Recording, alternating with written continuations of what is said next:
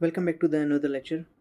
Last lecture में हमने कोलाइडी villain के बारे में पढ़ा था और उसके प्रॉपर्टीज़ देखी थी। इस लेक्चर की शुरुआत हम कोलाइडी के प्रॉपर्टीज़ से ही करने वाले हैं, उनका रिवीजन करेंगे।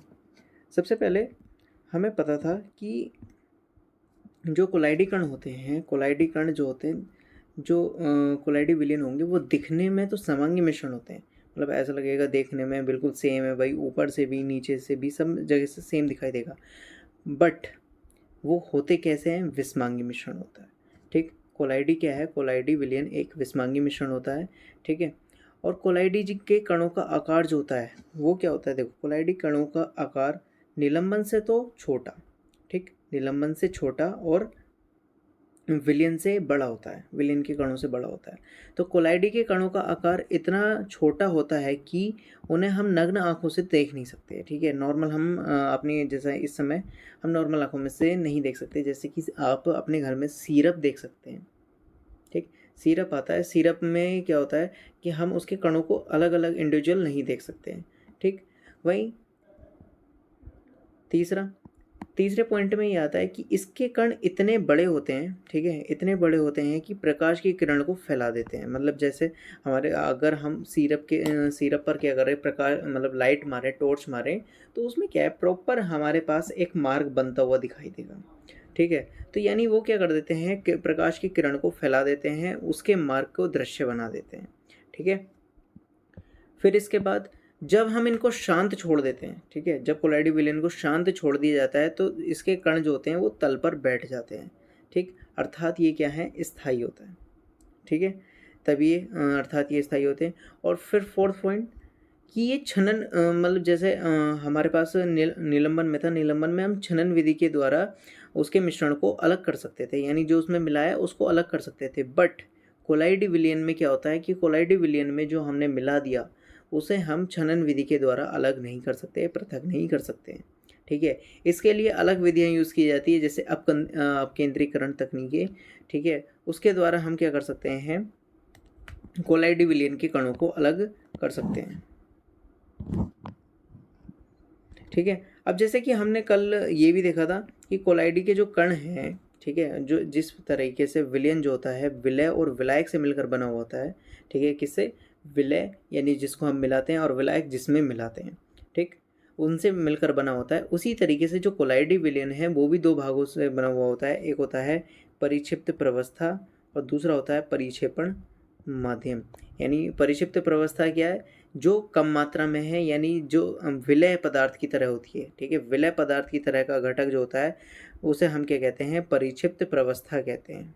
ठीक, और जो जिस तरीके से विलयन में विलायक होता है उसी तरीके से कोलाइडी विलयन में परिक्षेपण माध्यम होता है, जो अधिक मात्रा में उपस्थित होता है या जिसमें हम पदार्थ को निलंबित करते हैं।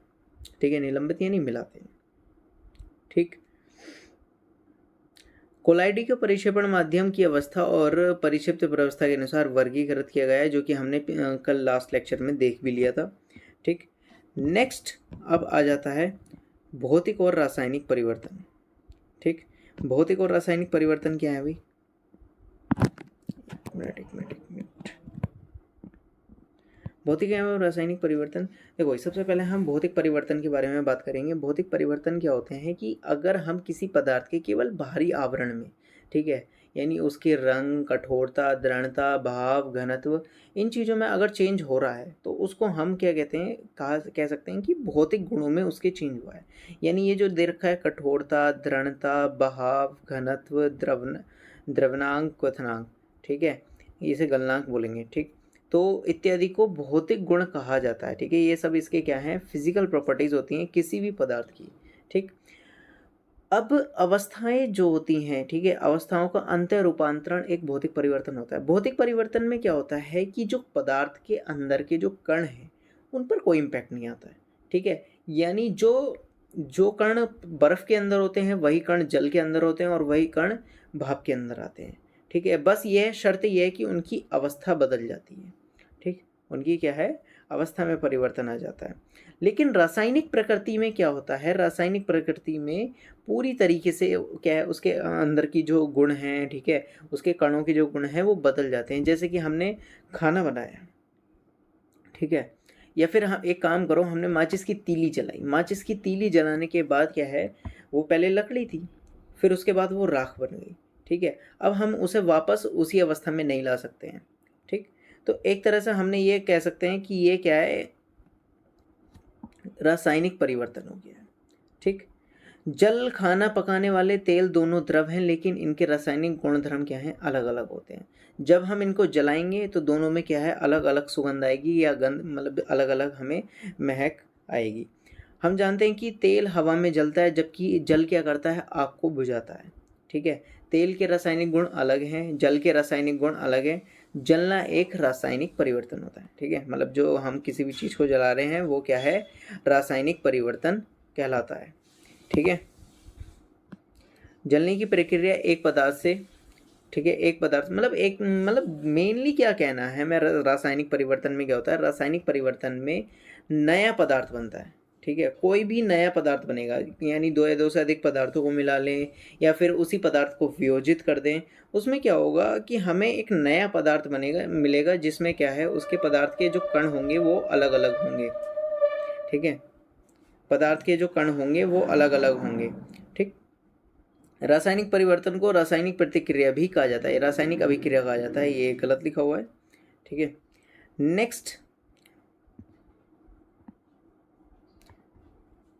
आ जाता है शुद्ध पदार्थ के प्रकार, ठीक है। अब जैसे शुद्ध पदार्थ के मेनली जो प्रकार हैं वो दो हैं, एक तो होता है तत्व, ठीक है, तत्व होते हैं, और यौगिक होते हैं। जो मतलब रासायनिक संगठन के आधार पर जो शुद्ध पदार्थों को वर्गीकृत किया गया है वो दो भागों में वर्गीकृत किया गया है, पहला है तत्व और दूसरा है यौगिक, ठीक।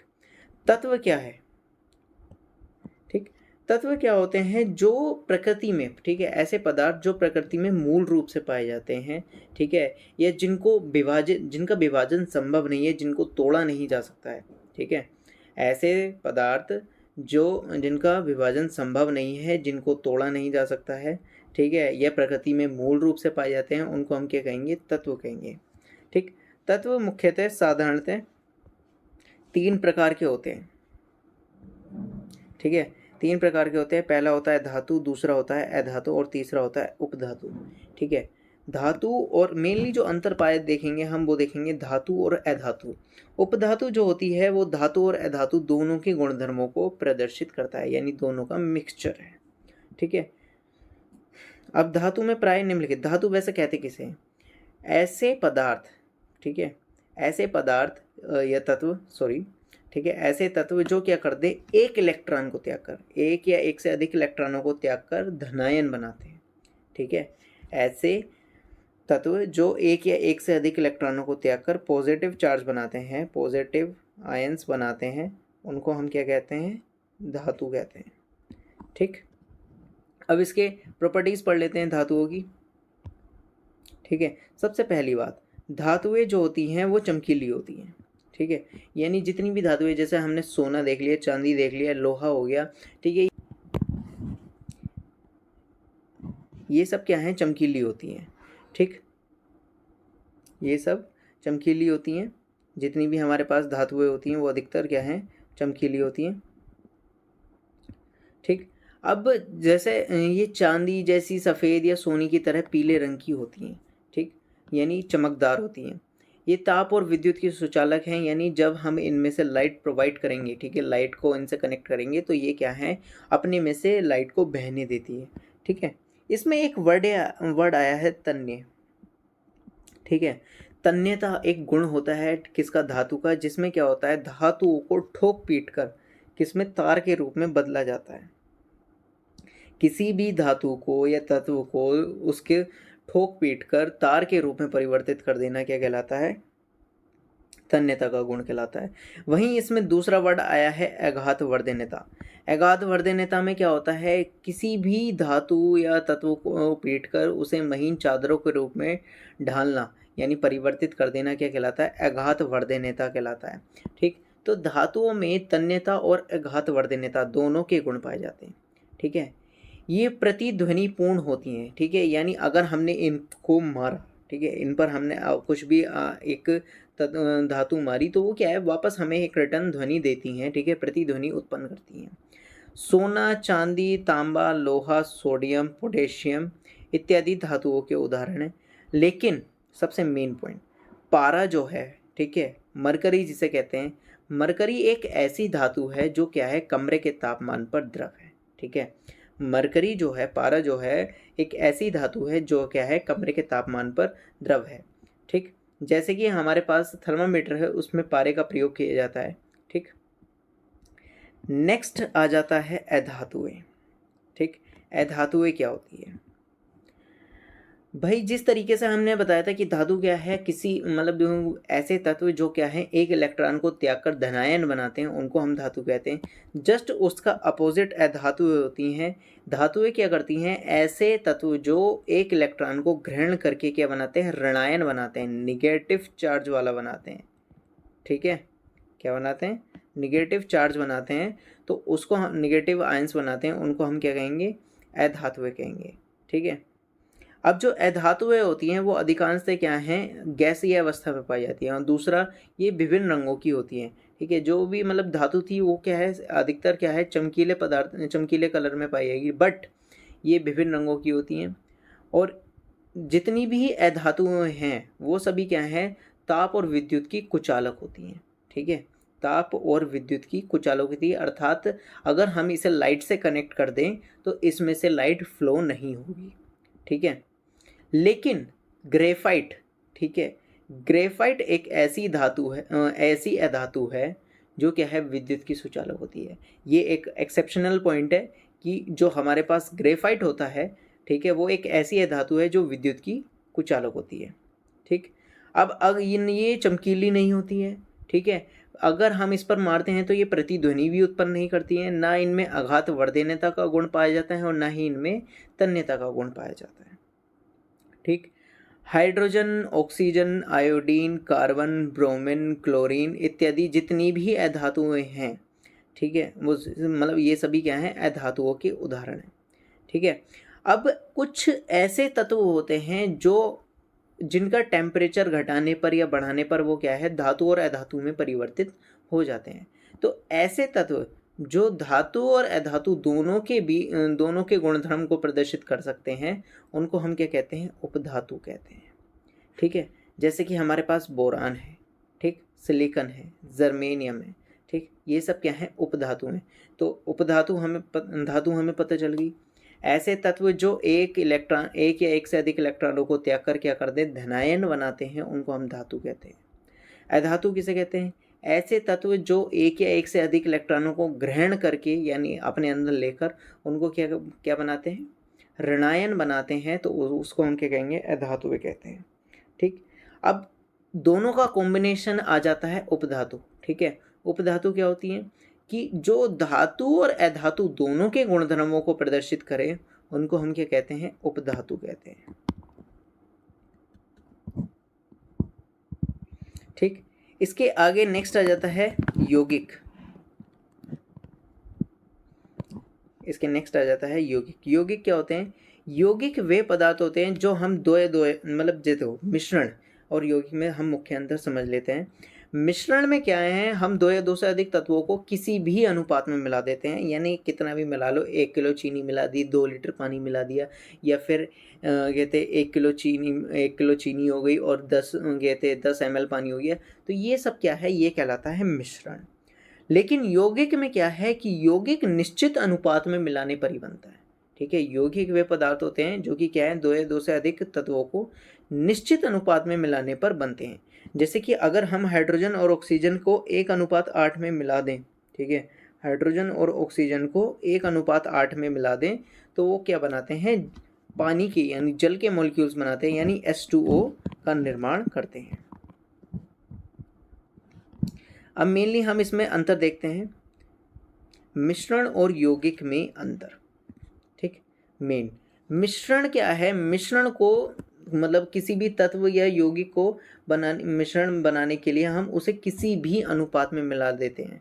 ठीक है, किसी भी अनुपात में मिलाया जा सकता है, बट यौगिक में क्या होता है, यौगिक में हम पदार्थ तत्वों को एक निश्चित अनुपात में मिलाते हैं। ठीक है, मिश्रण का संगठन जो होता है सदैव परिवर्तनीय होता है, ठीक है, मतलब सदैव नहीं, परिवर्तन करा जा सकता है।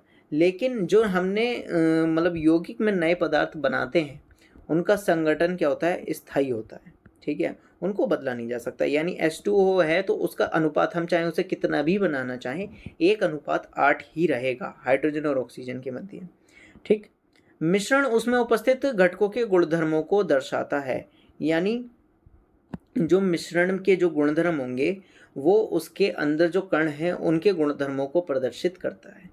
लेकिन यौगिक में क्या होता है, यौगिक में भाई जब दो तत्व मिल जाते हैं तो वो अपने अपने गुणधर्म मतलब उनके क्या है नए गुणधर्म बन जाते हैं, तो वो अपने पहले वाले गुणधर्मों से पूरी मतलब विभिन्न रूपों में अलग अलग होते हैं, ठीक। अब फोर्थ पॉइंट है, घटकों को भौतिक विधियों द्वारा सुगमता से पृथक किया जा सकता है। हाँ भाई, मिश्रण में जो हम मिला रहे हैं तो उनको सुगमता से यानी आसानी से सरलता से पृथक किया जा सकता है। बट अगर हमने एक बार यौगिक यानी उसमें केमिकल चेंजेस कर दिए, ठीक है, तो उसमें क्या है उसे चेंज करना बहुत मुश्किल है। केवल रासायनिक विधियों के द्वारा ही, रासायनिक या फिर वैद्युत रासायनिक प्रतिक्रियाओं के द्वारा ही हम उसको अलग कर सकते हैं, ठीक है। तो आज के लिए इतना ही इस लेक्चर में। Thanks for watching this video. Okay.